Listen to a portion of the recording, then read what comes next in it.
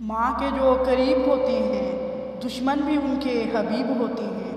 ماں جن کے پاس ہوتی ہے وہ لوگ کہاں غریب ہوتے ہیں۔ ماں جن کی زندہ ہوتی ہے وہ بہت خوش نصیب ہوتے ہیں۔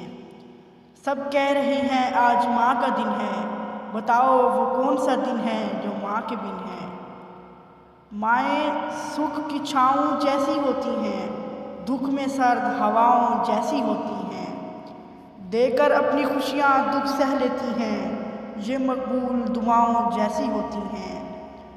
مختصر ہوتے ہوئے بھی زندگی بڑھ جائے گی، ماں کی آنکھیں چوم لیجئے روشنی بڑھ جائے گی۔ کسی نے پوچھا وہ کون سی جگہ ہے جہاں ہر غلطی، ہر گناہ اور ہر جرم معاف ہو جاتا ہے؟ ایک چھوٹا سا بچہ فوراً بولا میری ماں کا دل۔ مجھے ماں اور پھول میں کوئی فرق نظر نہیں آتا۔ اگر دنیا آنکھ ہے تو ماں اس کی بینائی ہے، دنیا پھول ہے تو ماں اس کی خوشبو ہے۔ سخت سے سخت دل کو بھی ماں کی پرنم آنکھوں سے موم کیا جاتا ہے۔ بغیر لالچ کے اگر پیار ملتا ہے تو صرف ماں سے۔ سب سے شیریں پیار ماں کا ہے، ماں کے بغیر گھر قبرستان کی مانند ہے۔ دکھ دے کر ماں کو کون سکھ پا سکا ہے صاحب، یہی مرکز ہے سکوں کا، یہیں سے راحت ملتی ہے۔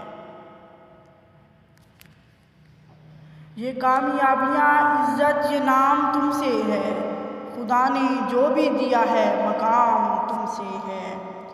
جہاں جہاں ہے میری دشمنی سبب میں ہوں، جہاں جہاں ہے میرا احترام تم سے ہے۔